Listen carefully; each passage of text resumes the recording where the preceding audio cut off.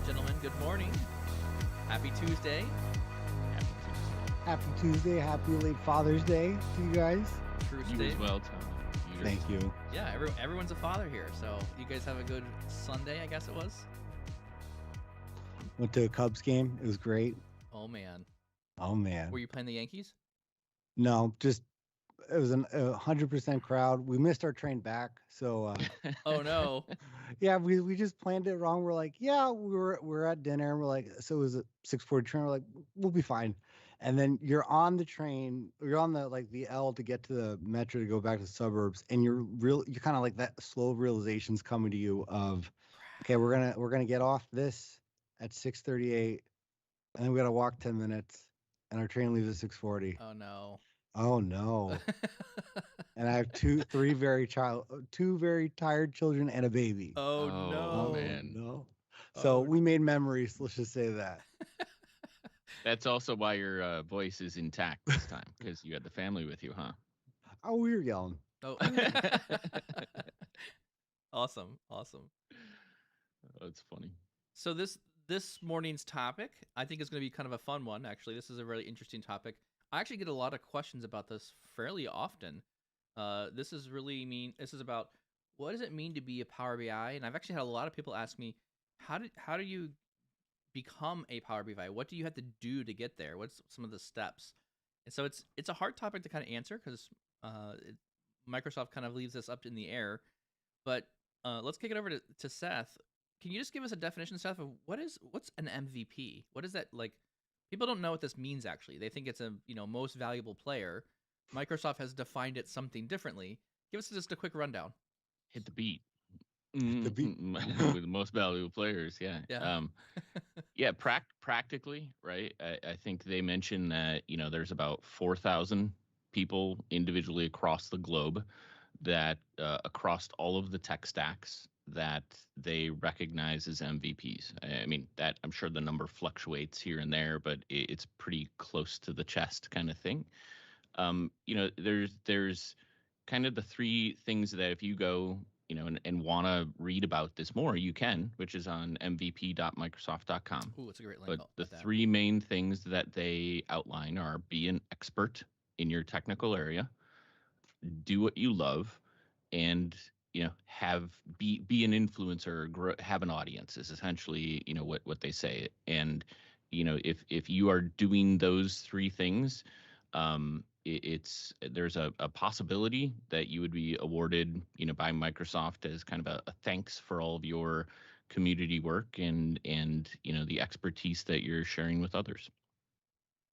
That's a great summary. I threw some links in there for the mvp.microsoft.com for just people to get some familiarity with what is an MVP. Both Seth, Tommy, and myself, we're all Microsoft MVPs, and we got our awards at different points in time. Who got theirs first? Seth?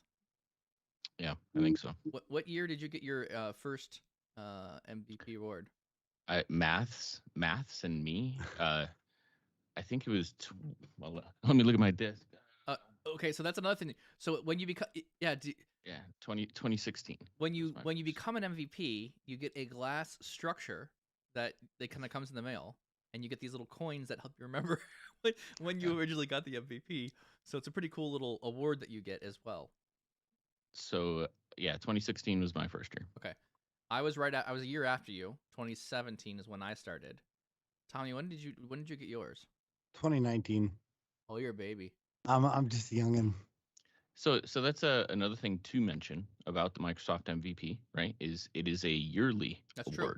Yes. Right. Mm-hmm. So if you have consecutive years, or as we talk, and we're all fortunate, I think, to be consecutive awardees, but it's a yearly program where they evaluate all of the contributions that you're making in the community, seeing what the impact it has, before they award you another disc, as they say. I think they must review. I think you hit off a really good point. This was kind of the term. I mean, MVP program has been around for a number of years.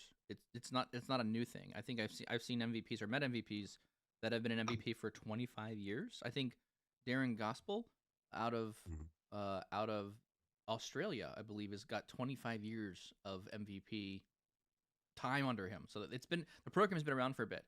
But you said Yeah. influencer, and that's that's how I describe what it kind of means. You're kind of a program or a software specific influencer around products that Microsoft makes. Yeah, and this is there's a couple comments in the chat too, and I think this is a great opportunity to say what is not an MVP. That's true. An MVP is not a certification, and it is not something that you can buy, Mhm. right? Like it isn't some award that Microsoft gives to their biggest spenders. They have a completely different program for companies that are Partners using a lot of their program. product partners, right? Yeah, exactly. And this is purely, as Microsoft puts it, a thank you award kind of for people who just love doing community work. Mm-hmm. Those are great questions. And it's, I think, also to mention too, you also can't apply to be an MVP. Yeah, not anymore. So, well, wait, you used to be able to. In back in the The day, I the think old you needed days. support still. But now the only paths into, right, getting an actual I or into review have to come through a Microsoft employee, Yep. and that's a Yep. FTE or an Another existing MVP. MVP, Yeah. right? Yeah, so that's the interesting thing about it. And I think it's a great platform, or whatever you want to call it, that Microsoft invented with that, where you can't apply for it, but like another Microsoft MVP has to recognize you and then nominate you, That, and that just starts the process. and that kind of makes Yeah. sense because I mean, if you're in a space, and then we're all in the Power BI space, that's kind of our space that we're in. So let's talk about different categories of MVPs, right? So you mentioned that there's like a spectrum of what you can be an expert in. So I know there's different award categories around like, hey, do you want to data and AI? Do you have data platform? Are you a power platform MVP? Are you like I think there's maybe GitHub, Azure things, SQL. Like there's like various. Windows, Development, Outlook. many different development areas. Yeah. Yeah. Mhm. So there's like specific areas or verticals that they're talking to, and like they're looking for the influencers, the people that are promoting the product. And again, it's a lot around they're trying to find people that already like and are doing well with their products today. How do we accelerate their their influence more Mhm. beyond that as well?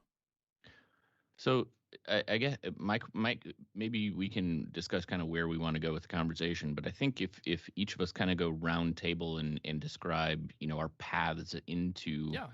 being awarded, and it's not a guarantee, right? There's Yeah. not Nope. a Mike, as you said, there's different paths that apparently land in the same place. But let's start there.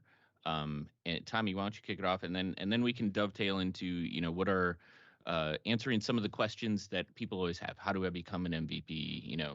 And things like that. Yep. I like that. Sure. So, mine started back when I was leading at the time, the Tampa Power BI user group.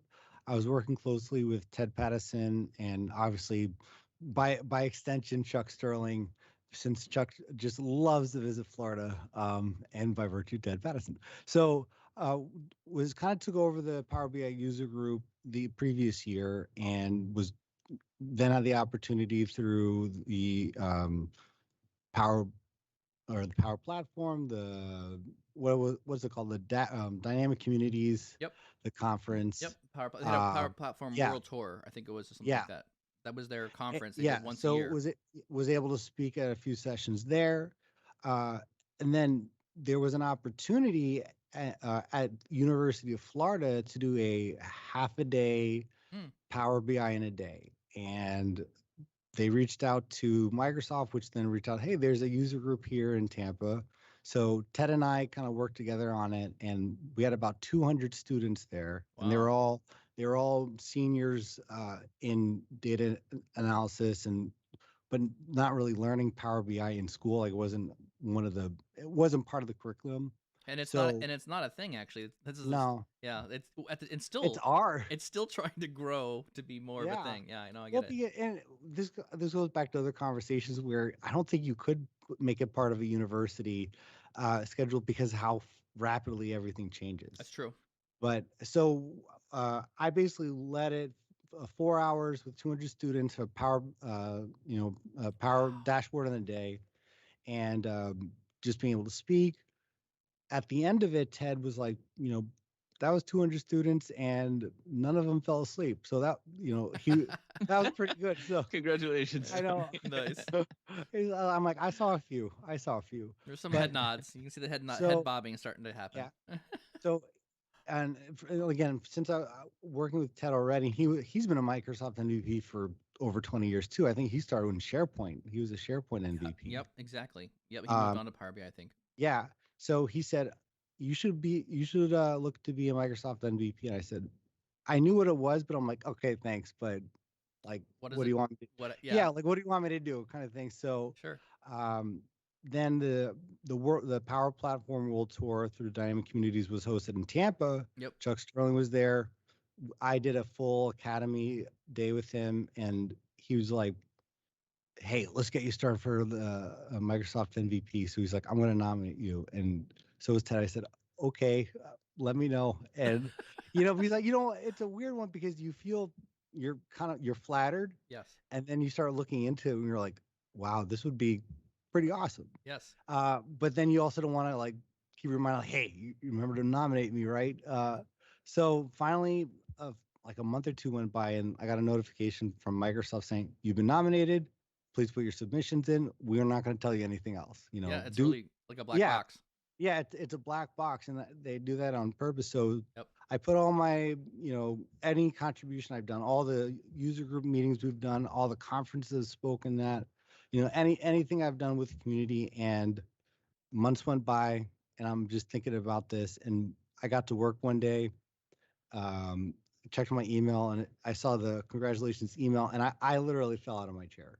So Nice. I was so excited. So it was basically, for me, I've always known what the Microsoft MVP was as the Power BI journey went, because you're learning, like seeing you guys in 2017 or 2018, like that you guys Microsoft MVP is like, oh, that's cool. Seeing Marco Russo, or he's an MVP, yeah, Oh, totally. yeah. He's I'm another- like, unless you work for Microsoft, because you can't be an MVP if you work for Microsoft. Correct. You can't be an Um, that's yes, another so- restriction. yeah, So yeah. Ted Pattinson, I believe, now works for Is Microsoft. no longer exactly. And he's now what they would call graduated out of the MVP program. He's now officially a Microsoft employee, and that removes his MVP status. Yeah. You have to be a non-Microsoft employee to be Right. an MVP. So, I mean, throughout the whole journey, like first doing the user groups, and I do want to say this too, it was important to me, everyone could have their own motivation, but I didn't go into leading the user group or doing conferences so I can be an MVP. Like my end goal, I thought it would have been a great award or recognition, but it was really because I enjoyed and loved to teach and the community. Yep. That being said, and I say this with all sincerity, like the MVP award is probably like probably the highest honor I probably received, or the thing I'm probably most proud of. And I only say that just because it's the network, it's the community. It's not so much the recognition, but it's you do a lot. And I think it also helps with my wife too, but she's like, do you get paid for the user group? No. Why don't you get paid? You don't get paid. I think so. Why are you spending so much time? So much time Yes. on these things. So it's a anyways. So that's kind of my journey into it, and Sure. it was just, if I never met Chuck, if I never met Ted, You might not have been an MVP. yeah, you have no idea. So idea. it was just luck of the draw, and and yeah, that's kind of my own personal journey. Seth, how'd you get to migrate into MVP? I think it was a while ago, right? Obviously, 2016, I believe, if you said. Well, that was the first year, right? So true. call it 2015. Call it 2-3 years before that, right? I was a database administrator / report guy, and that's probably when I first knew about MVPs, because the program that the company I was with had a lot of early adopters of some technology in our company, and it led to a few MVPs being awarded in our organization. So it's one of those things, like I was a youngin in SQL, right? Mm-hmm. And I think ultimately it started with being interested in SQL Saturdays, right? Past Saturday, because there were free Sure. events where speakers would, just show up and you'd get fantastic training and learnings. And I started going to those. And about my like third or fourth one, I started to, have an interest in like, hey, I bet I could speak. Way back in the day had some, acting experience. So it wasn't like I was, afraid on stage or things like that. But I Sure. was very intimidated with sequel being around for 15 to 20 years, like the caliber of people. And I thought if you were Yeah. going to speak to people, you had to know everything about sequel. And that's just not the case, right? Like ultimately we know now it's like, hey, you learn a topic really well and you teach people. um so it was definitely through that process of like being starting to join communities. Mm-hmm. And I think, for me also it revolves around people.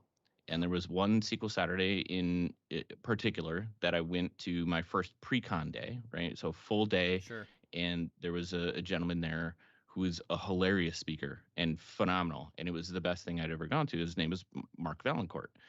And turns out like at the end of the day we also ran into each other on the street walking back to the cars, and talked a little bit. And he just I'm a random guy. He just encouraged me to get involved, encouraged me to like join the community and not be intimidated and just start speaking. And it was a huge deal for me because like this was the guy who was speaking and he spent all day and he knew so much. And ironically now he's a senior program manager on the Power BI cat team. you know Yeah. um Yeah. but that kind of gave me the motivation to do something. And that's when Power BI came out. I had made a transition into consulting, Yep. and I loved the tool and everything about it. So started blogging on the company site, started a Power BI user group, got really involved in the user group community, Mm-hmm. and started speaking everywhere I could in SQL Saturdays.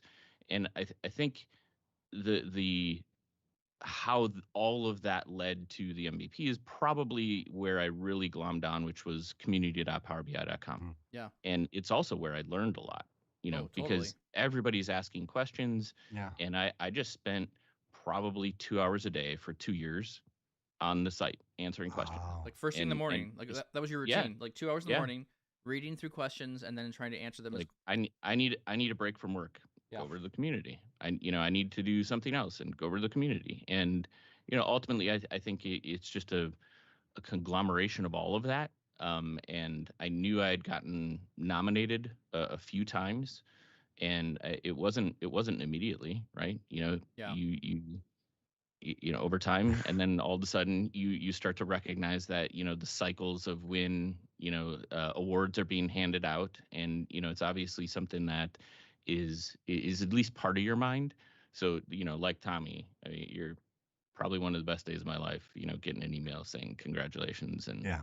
expect your award. So Very cool. how about you, Mike? So I think I'd be coming to this similar way as Seth. I just so my passion really was around teaching people Power BI. I like the idea of Power BI. I was at the time I was working as an analyst or in the analytics team inside Johnson Controls. And so while I was there, I was just heavily into teaching my team how to use Power BI. And I get questions all the time. And so I was actually initially thinking um, I would build a SharePoint page and I'd put all my questions and write up kind of like tutorials essentially there about how to do this. And then I thought, well, shoot, well, if I'm doing that, well, I might as well try and figure out how to just build like a full on website around this stuff and do this stuff externally. So this is very early, like late 2015, early 2016, where I'm starting to build out what a website is. And I thought, well, if I'm learning this stuff, there's probably someone else who wants to learn this too. And I'm like both, Tommy and Seth. I don't mind teaching people. I like being in front of people. They energize me. That's kind of my personality. And I just thought I'm just going to teach people what I know because it's all new to everyone. Someone else is going to want to understand and learn what I've figured out or tried to understand as well. So that's how I started the website. And I think it wasn't really until I started getting involved with user groups, Power BI user groups, that's when I actually heard about the first term about being an MVP. I had no clue what it was. Mm-hmm. And so, at the time, Seth was working at a consulting firm that had, I don't know, 10, 11 MVPs inside the company. they were actively they weren't making MVPs, but they were actively seeking individuals who were MVPs and hiring them on Mm. to be experts in various areas inside their platform, inside their consulting services. So I thought, okay, this is interesting. And then as I engaged with Seth more and more through the user group, I didn't actually, to be side note here, really sidebar real quick, I was incredibly jealous that Seth had started the Power BI user group in the Milwaukee area because I was looking around for one and I couldn't find one in the Milwaukee area, and I had emailed some people, and I guess I didn't know the right people to ask apparently. And I was like, how do I get a Milwaukee user group? Because I was super passionate about Power BI. I thought this is cool. So I wanted to start something off, and I was like, I couldn't figure it out. So I just kind of like shrugged it off again in Michael's typical fashion, do everything to the last minute. That's totally fine. And so in that time, Seth had also wanted to do this. Again, he was learning the program at the same time. Two different worlds. We'd never met. And Seth spooled it up, and then somehow I stumbled across it. And from the very first meeting, I was like a regular attender. I was like always there on every meeting. And it's just, again, I liked the people. I liked engaging with it. I thought the content was really rich. But my understanding was the reason Seth was doing these is because he's seen other MVPs in other areas. Like there's like the Dynamics 365 MVP. And I'm not sure if the consulting firm had it at that point. However, but I think there was other individuals that were also doing like user group type things, and maybe that's kind of how you knew it was going to be a thing, or how you could engage back to the community. No, No, man. In all actuality, how'd you know about the user groups? initial SQL Saturday. Oh, it's SQL. Yeah. So Yeah. SQL Past had user groups, and we Sure. actually Mm. we co-joined with the Oh, existing that's right. I remember that now. SQL Past group, and eventually grew past that relationship to be our own. But Yep. that's how I knew about them. So Sure. it wasn't the other people ran them kind of thing. It was just a byproduct of, hey, being part of the Power BI community, and Microsoft had spun up the user groups. Yep. That it was a natural evolution of like, yeah, sign me up, let's throw together and get people together. And I distinctly remember Mike. You can't forget when Mike comes to a user group. I'll just say that. I don't know if that's a good thing or bad thing. I talk way And too it was much. yeah. How many years later, and we're still talking. Still doing a lot of things together. I think it's a good thing. Yeah, I would definitely agree with that. So then I mean, that was basically it for me. So I built a website. I was getting a couple hits on the website here and there. It kind of, I was just being very diligent. I think that first year I built the website, I probably did about 26 or 27 blogs for the year, and I was just cranking out stuff. Everything I was learning, I was writing it down. And because doggone it, I was learning so fast, I could not remember everything I was learning. So I Yeah. needed a medium, a forum of where I could put my ideas down and just continually plop out, here's what I learned, here's what I figured out. And that has partly formed how I tackle problems in Power BI, where I don't really use most of the real data. If I'm working on a DAX measure or something complicated, I'll build a sample of that so I can quickly get through the problem, solve the problem. That can then be content for a blog. And then I come back to the actual data problem and copy my code over, or copy my, whatever I did, it copy back over to the main problem. And then I can figure out how to make it work and make sure I can do the edge case and the testing with my smaller sample data set. Yeah. Cool. Mike, I want to let you know, just a one-off, that literally this morning, that's exactly what I did. Yeah. So it's as easier, you- right? Oh my goodness. It's so much easier. It's so much I've faster to solve a problem.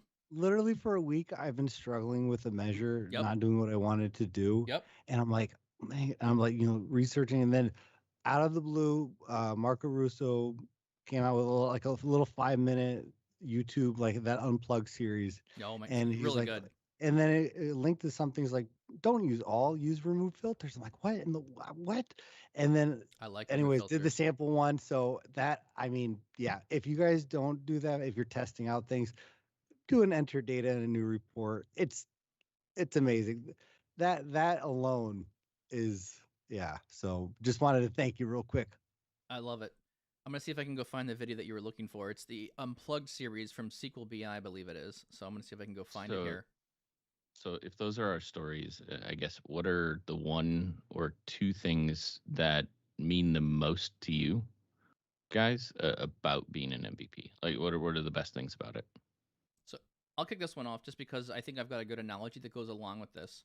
So I like to think of it, and this is how I thought about my career, and I also how I think about the MVP, the award there. I feel like it's one of the things I value the most from this is I like the connection to Microsoft. There's a really nice, strong connection there for MVPs. I think that's good. But what I really think is I've learned so much from is the other MVPs. It's a, there there Mhm. is a culture that Microsoft is intentionally trying to drive, and I think it's very important that if you're going to be an MVP, it's a lot of selflessness. Like you want to do Mhm. things for other people, help other people. There's a very strong vibe of that I've experienced from other MVPs. Mhm. They're teaching me things, they're helping me along. I've gotten some career advice from some of them. I mean, the reason I am an independent contractor and working on my own is because of another MVP. He had already gone through this route, and he gave me some just recommendations. Um, and it changed literally my career and direction for what I'm doing. So a lot of those things, I liken it to I'm a drummer. I try to be a drummer. I haven't played in a while, but I drum, and so when you play in a band, right? There are times when you become the best player of your group of people or whatever. If you work harder than the next guy, you can become the drummer, the best guitarist, the best whatever, right? And so when you play together as a band, you're always kind of seeking as a professional, musician, right? You're looking for other people that are really good, like you kind of always kind of increasing that bar of finding other people who can play at a level that you're at. And so I feel like when you're in a band, if you want to become better, you seek out other individuals that have already are achieving more than you, and you kind of play with them. And I feel like for me, this has been a lot of how I perceive the MVP award. I'm playing with a lot of other professionals that are just way better than me. And not to be like I'm not trying like their expertise is just they've either been in it longer or they have other experiences that I don't have, and it's been really enjoyable for me to just talk to them and just make a relationship and talk to them about some of it's been about a little bit about life and some of it's been about Yeah. technical things. So Mhm. that's probably the thing I value the most is the idea that there's a community of people who are very very sharp and dig way into the weeds and the details, and they're willing to share their knowledge so freely, and I think that's just really cool. What That's my about you, Tommy? So I think the nice thing is you don't necessarily have to be intelligent to be an MVP, and I'm probably the perfect use case of this. So it's just nice to be whatever, associated Tommy. sometimes. No, seriously. I mean, because you to your point, Mike, you see the other MVPs out there and what they're doing and the content that they're producing, and your jaw drops. Hmm. You're absolutely amazed. I think the thing that means the most to me is I'm I've always naturally just been very passionate about Power BI. Or I don't want to say naturally, but I am. Like you could say baseball, cooking, and Power BI. I just things I really do love. Yeah. And so the MVP part of that is with all the time being spent is with the user group, with obviously the podcast, but we love doing this. Correct. You know, I'm not doing the user group for money. I'm not doing the MVP to get, it's the motive is truly an ability to learn, continually learn from whether it's from the other MVPs, Yeah. whether it's from the resources that Microsoft provides, and whether it's the opportunities that being an MVP does, being able to speak and things. So it's if you're going in for this to say, hey, this will be a great, little cash on the side, like you probably wouldn't last long Yeah. because it's a lot of time, and it's truly something that I'm very passionate about, something that I really do love doing. And in terms, when I say doing it, it's the user group, the speaking, just things to be able to teach and to meet people. Yep. To me, so it's probably that whole mix of having um being able to learn new things from the Microsoft team and kind of grow your skills, going, oh wow, I didn't know you could do that. Yeah. And then also having that network out there, well, with those opportunities of, hey, there's a speaking arrangement. And at any time if you've never spoken to anyone listening, I challenge you to speak, because you will learn more speaking than you ever will listening. So Cool. Cool. Seth. cool. I think Tommy, you're 2 years in. I think about the third year is when imposter syndrome goes away. I very real. Like the first Mhm. time you are nominated as an MVP, and you all of a sudden like have this same thing that Marco Russo Yeah. and these guys who've been here for 20, 25 years. Yeah, it doesn't feel like you belong, but you do, Tommy. You do. I appreciate it. Um, the it the I my as I'm stuttering, right? My thoughts echo both of yours, and I guess the way I would succinctly put it is, community begets community, and the the amount of time and effort that all of us are putting into just something we're passionate about. When you take all of those contributors and you stick them together, it is amazing, right? So while the getting the award is, a great euphoric experience Mhm. for a Yeah. day, the best thing about the program is the lifetime that you create with the relationships of the same like-minded people and the conversations. I mean, to all of what you guys were saying, and career advice, and it's just the relationship building that you make while collaborating, and to some degree competing. There's like Mhm. healthy competition, or somebody else does something, and like Mike was saying with the user group, it's like, hey, it kind of spurs you to go do something else or try something different. And Totally I agree. can honestly say, like all of the forums of sharing things, right? Like this one came out of like, hey, us three have these conversations all the time. Yep. Let's do them publicly, and maybe somebody gets something out of them, Yep. Yep. And but at the same time, every one of us looks forward to this every Tuesday and Mhm. Thursday. Yeah. Agreed. I love these mornings. They're fantastic. So I think all of our stories align with what Microsoft actually says you need to do to get an MVP. Be an expert, do what you love, and grow or have an audience. Mhm. And where I think people get tripped up a little bit is, are there individuals like you could work really hard for a year and get an MVP award? Yeah, you could. And there are some individuals that get it and then they don't the next year. Mhm. And that's typically indicative of like you're not doing something you love. So if you're after an MVP, pick a technology you want to spend a lot of time in, Right. because Yeah. ultimately, that is why we're honored to have received them. It's not a guarantee that you're going to, but I'm not doing it for that. I'm doing it for other reasons, and it's a byproduct of those other reasons that I'm fortunate enough to call myself an MVP. Seth, I absolutely love that. That is just, I mean, it just sums up everything. I did think you were gonna say though at the beginning though, as euphoric as that first day is, the 3 hours later, the stress of how the heck am I gonna get this renewed next? Because that's what happened to me. I was like walking around like so excited. I'm going, oh my gosh, what What I have I gotta do done? now? Yeah, well, I'm like I did so much last year. Like how am I gonna But do I that just commit again? myself to. No, it was more. I'm like, how am I gonna go to those conferences? What if I don't do the same thing? Yeah, that's what happened to me. So no, but you just put that. I want to say perfectly because it's so true. Is and they are looking for people who are passionate, and you can't fake that. Correct. You know. You can't. And I think your knowledge in your space, right? And this is one of these things where it's actually been a little. So if we kind of fast forward to 2019 and well, actually end of 2019 and then 2020, right when we had the pandemic going on, there was a lot of people in the MVP space had a lot of challenges around speaking because most of the speaking things in the MVP space was like shut off. People just there were no events happening. So if you didn't have like a YouTube presence, some kind of digital space where you were doing the communication to a broader audience, conferences were off. So it's there's I'd say there's lots of mediums you can go about doing this, but what I would say from an analogy standpoint, people I've actually had so I'll transition to a question.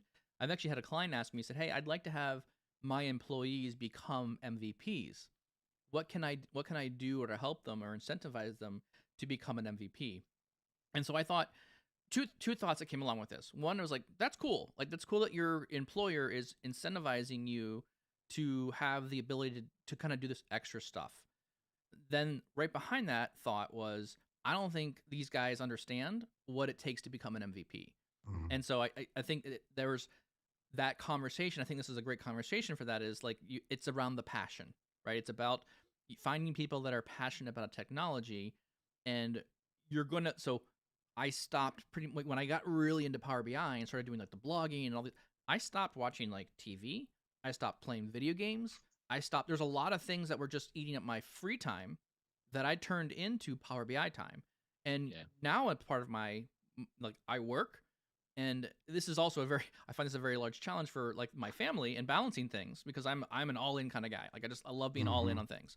So I've been very all in on Power BI for a number of years now. But like my family looks at me and goes, "You are working so much," and I'm like, "Yeah, but I'm working the normal amount, but I'm playing the other amount." They're like, "We don't understand. You're still sitting in front of the computer doing Power BI," and I'm like, "Yeah, but that's fun for me. Like that's relax. Like I'll do Power BI for work, and then I'll relax and do more Power BI." So Yeah. that's the kind of, so to go back to my statement about the gentleman who asked me about how to become an MVP, I explained it in a way. It's like a pyramid. If you looked at the entire landscape of Power BI, took every single person, how much they talk about Power BI, how many people follow their social media things, what's their sphere of influence, and Microsoft's really looking for the passionate ones that are the apex of that pyramid, the top couple individuals. And so Seth gave me guidance when I was asking about like what does it mean to become an MVP? How do I go about this? He goes, you would, in order to figure this out, you go to mvp.microsoft.com. You look at the other individuals, and there's actually a list of contributions people are providing to the community on the website of like what they've done. And so you go there and you kind of look at what has other people accomplished. Are they speaking a lot? Are they got websites? How many websites are they doing? How many blogs they're doing? How many blogs per year? You can kind of start quantifying like how much area they're trying to produce, and you can kind of gauge from that what does some of the things you could do, and what are you passionate about? Are you passionate about community? Are you passionate about blogging or speaking? Those are kind of the surface areas that I think I see, um, of where I would encourage people to start engaging with. The ironic part about that is, uh, ha- after being an MVP, you realize not all of their contributions are public facing, right? Yeah, that's So true. I didn't know that what initially. what you see on there is probably still only, maybe 50-75% of the things that they're doing. Hmm. You bring up a really good point, Mike, and people don't think about it. Is there is a sacrifice to everything, Correct. and and you know becoming an MVP is not something that you can be the smartest MVP, smartest guy in Power BI, Hmm. and not have an MVP because you don't do anything with the community. All Sure. right, you could be the guy in your organization and know just as much as any MVP out there, but it's do you have a passion for community as well and sharing what you know with others? Mhm. And there's a sacrifice to that. There just is. You have Yeah. to devote a lot of time in a particular area, right? Technical area, in a means, right? There's no, and this is where, like, there's no formula Mhm. outside of like these three high level things, because people do that in different ways. Right. But you also, can't have the follower of one, Yeah, Right. right? correct. It's got to be more And, than one. Yes. so you put yourself out there as well, right? You're Agreed. putting yourself out there, you're sacrificing a lot. And like, to me, that would not be worth it if I wasn't 100% loving the product and enjoying everything I'm learning about it and passionate about it. Correct. It wouldn't be worth it. No, and that's absolutely true, because you also can't submit. So if, let's say, you are nominated or trying to renew as an MVP, the contributions that you add can't be anything that you're getting paid for, Correct. I believe. So there's Yep. not, Correct. so there's no loophole of, I'll just submit what I did for my clients, or, those paid speaking sessions. This is really volunteer time, Correct. Hmm. things that you're Yeah. providing. So again, it goes back to that too. Like, if you are just trying to do this for an MVP and you start, sprinting out of the gates, if you really don't love the actual what you're doing, like, let's say all of our MVPs were taken away, we'd still do this podcast. Oh, we still would. And I would Yeah. still do the user group. I would probably, So, yeah, definitely do the user group, and I'd still do the with blog. a tear in my eye, but I would still do it. Yeah, but like I mean, I tonight I have a Chicago Power BI user group. I've been working on the slides. We're our family's ready to go on our vacation on Thursday. Still doing the podcast, but we're driving through New York, and so like I feel terrible for my wife because there's packing and all this stuff to do. But I'm like, I need to do the slides and I need to get it right, And so it's just, but again, none of that's. It's just because the topic came from one of the podcasts. I'm like, that would be awesome to talk about, and that's kind of where it came from. So I want to transition one question. There's a comment here that I want to bring up. Someone said we were talking about this is when we were talking about how much extra work it is above and beyond our normal work to kind of keep up with the MVP things, and you're trading time here. Someone has mentioned you got to be careful ending up in burnout from all the things. So I want to actually come back with a question on that. Have you guys experienced a point in time in the years you've been an MVP? Have you felt burnout from the MVP? Have you had to reevaluate things? And I'm going to say this. I'll answer from you juggling life and job and community, is the burnout. If I could choose one of those things, it'd be community all the time. Right, exactly. So yeah, I mean, yeah, absolutely. So at the Carlo household, there have been tears because I've been unbalanced in how much I've been spending time on things. So to burnout or not prioritizing my time correctly, it is a real thing, and it is an active thing I have to work on to be thinking through so that I'm not hurting people around me that I love, because you can get way into it, and it's fun, it's rewarding. Like there's a bit of a rush that comes from when people are sharing your articles, and you put out an article and people are liking it and you're seeing the views go up. So I mean, while we're not as big as a lot of the big YouTubers, I watch a lot of YouTube, and when I look at that, I think, man, these are people out there that are like really hitting it hard. They are like, their full job is just on YouTube, and they've got millions of subscribers. And even look at Guy in a Cube, like he's got hundreds of thousands of subscribers. He's in almost at 200,000 now, and the level of dedication it takes to get there is really intense. And years, and it's consistency. Yeah. So like another thing would be is like you have to be very consistent. So one of these things that to your point, Seth, like you've got to be balanced as a person in this, and you've got to figure out what works for you, and you have to put rules and guardrails around it. You can't just you just can't consume all your time with it, because it's a trade-off. I'm trading my time for something else. And I'm with you, Seth. If I didn't have to work anymore and I could just do community all the time, I'd totally do it. If I could make this a full-time thing, I can do it. I would love to just be able to be a community person forever. But I need money to live, and so like because of that, like I have to figure out ways of like balancing this with all the other things I'm doing. And this points out one of the things I talk to Seth and Tommy about a lot is whenever you're doing something, whatever you're doing, try and make it serve two purposes, not just one. So this is a principle that I've kind of adopted, that when you're working on something, if you're doing it to serve one purpose, it's probably not a good thing for you to evaluate your time on. I feel like in my 30s, I learned very quickly that time is my enemy, and it is my most valuable asset. Time. Yeah. Everyone has the same amount of it, and you're only awake for so many hours in the day, and that's what you get. And so where you take that time and what you use it on is incredibly important.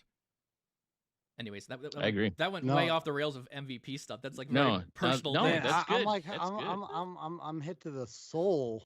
My goodness. No, but you even see some of the comments in the chat, right? Like it is. Thanks for the window, right, Mike? I mean, there's a constant, life balancing. Everybody deals with it in many aspects, but when you're contributing, when you're doing a lot of things where consistency is important, or you're trying to just share community things, right? Mm-hmm. The burden is higher. Yeah. And to wrap up, I guess on a lighter note, right? one of the best things about being an MVP is community. It's getting engaged with people, which is why we always recommend, adopt the learning mentality. Sure. Start somewhere. Yes. Just start doing something. But at the very end of the day, each of us has a different reason why we're passionate about certain things. And I guess if you stripped away everything and said, why are you going through this? I would say, ooh, hold on. I'm getting a little emotional here. I would say this, like, I look back at Mark Valancourt spending time with some no-name kid on a street as a speaker, as, a leader in the SQL community, just encouraging me to go do something. Get out in front of it. Go speak, man. If you feel the need and you think you're going to enjoy it, go try it. And if I can do that for somebody just in a forum in the community, that is like the number one driver behind a ton of what I do, is just reaching somebody and hopefully helping them evolve their career or themselves in some way. Because if you have a passion for community, get involved. That is the only thing that I would encourage, is just get involved, because you never know where it's going to take you. Yep. I'm living proof of that, right? Mike, I think all of us. I need to say to both of you first, Mike, everything you said before, one, you're not alone. So it is absolutely a sacrifice, and the conversations I've had, and just like you have to cut back from wanting to do more in the community or for user groups or for the MVP, and sometimes that's harder than you think. Yeah. So like, okay, we're gonna go outside with the kids instead of doing this. You're like, man, I had a great idea though, but at the end of the day, but yeah. And then Seth, it's the same thing, because it's a full circle, right? Because if it wasn't for Ted, or say, like, actually saying, oh yeah, well, like, let me kind of put you under my wing, like, I don't know what would have happened, like, like the opportunity to meet you guys with Chuck not going, with Chuck going, I don't hate him, um kind of thing. And if to meet someone else who's passionate and just needs, in a sense, just needs a door. And is that's like, if I got that chance, if I could get that chance, you know what I mean? Yep. A lot of other people deserve it then. So I'm for real.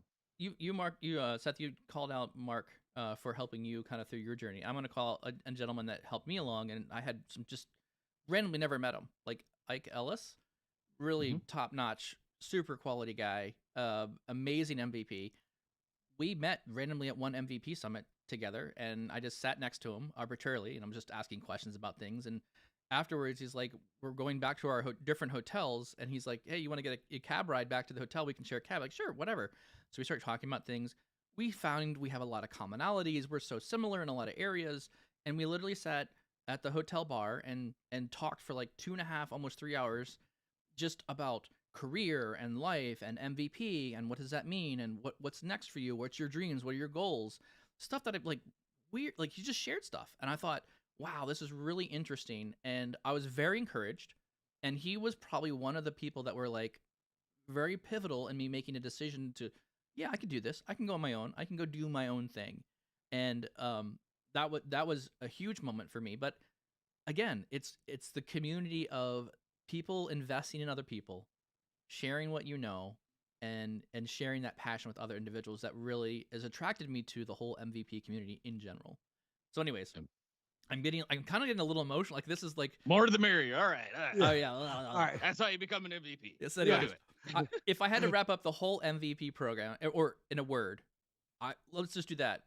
Seth, if you think about the whole MVP program, what's a single word that you think would describe it? Community. Tommy, what would be your word for an MVP, or the as you think of the MVP experience? I'm just gonna say humbled. Okay, and I think I'll add my word would be selfless. I think there's a lot of people that are very selfless in that community. So with that, we'll wrap up our. Well, that's what it takes to become an MVP. It's a competitive pyramid. You're working. Oh, one thing I do want to point out, just because I've had this conversation with people. One last thing I meant to mention this earlier is when you're thinking about an MVP or you're thinking about pursuing it, I would say just make sure you're aligning something that you really enjoy with something that you would, if you could trade your spare time, if you could put down the video game time, what would you trade that for? And if you feel like that could be something around Power BI related things, that would be like, or your area, that would be your area. I will say right now though, because Power BI has grown so big, the Power BI space has gotten very crowded. So if you think about the the size of the pyramid, the whole thing has gotten bigger. So if you are interested in becoming an MVP, find or latch on to a new product that Microsoft is publishing or producing. And I would say if you that those are probably your ways in. If you have passion around a newer product, and that's what I think Seth and I had the. I don't know if we would have gotten to be an MVP now. I would say I would disagree at the very end of our show. I would suggest if you love Power BI, you do Power BI. True. And you get involved in the community and you love it as much as we do, and do your thing, and you're gonna have a lot more fun doing that than choosing some other tech thing that you may not be. However, if there is a separate one, Yeah, it's I true. do agree with Mike. Right. Again, it's all about competitive. It's about how much influence you have. If you're starting, virtual agents, right? If that's your thing, right? That's not as big of a community Right. yet. And so if you're competing against people, right? That's kind of what it is to a certain degree. You can pick these other areas that Microsoft is newly developing, become an expert in those, and that Sure will enough. be less competitive than some of these more like SQL. Dude, I couldn't hold a candle to that one. Not at all. Like there's Excel. Excel, man. I might be able to. I might be able to I hang don't a know. little bit. I don't know, Mike. I'm I not. don't know. I'm not a Rob Colley. I'm definitely not a Rob Colley in the Excel space. But All right. I think we've killed this topic. Yeah. for sure, for sure. Excellent. Well, Tommy, we've got some announcements. You want to give an announcement? Yeah, so real quick, we're really excited to kind of introduce this. It's going to be on the Power BI Tips website, but also we have heard from a lot of you guys. You would love to be part of the conversation somehow. No, it's not a call-in number, Not yet. but it's all not. That's for our live radio That'd show be interesting. on Sirius FM. So. Yeah. We are going to start today. If you guys want to, put topics out there, kind of in the same theme of how we have the conversations, not necessarily, my data model's broken. How do I fix it? Yeah, you can send that. But if you want to, We won't answer it. That's okay. on Twitter right now, if you want to mention Power BI tips, and then add the hashtag EMP. So that's EMP. Yep. Explicit Measures Podcast mailbag. EMP mailbag. So if you mention Power BI tips and EMP mailbag, EMP mailbag, it's going to go into a bucket for us of basically mailbag ideas where either once a month or maybe one entire episode will be based on one of these particular topics. So we'll add that here too in the live chat. So we're, we know how the ideas and the questions you guys have. So we'd love to get different topics or questions, whether it's follow-ups from the episodes or just something else you think we should be talking about. We'll also have a form on the Power BI Tips website as well. Michael's just slow at getting stuff together. That's again, I wait till the very last moment to do things. So we'll get a forms out there. There's now a Power BI Tips / Explicit Measures Podcast page where you can go find out where all of our stuff is presented. We actually have a bunch of links for where you can go find us. We're on Apple, we're on Spotify, we're on Anchor FM. So we're kind of all over the place. For if there's a podcasting place, we have a podcast. It's out there. You should be able to find us. Look for Explicit Measures on all of your favorite podcasting platforms. And be sure to join us every Tuesday and Thursday, 7:30 a.m. Central Standard Time, or I think it's -6 UTC. I think it's -6 at this point. Stupid daylight savings time changes everything. Well, with that, gentlemen, it was an awesome conversation. Thank you so much. I appreciate your honesty and openness on this one. This was a lot of fun again. And then we'll see you everyone on Thursday, 7:30 a.m. Take care.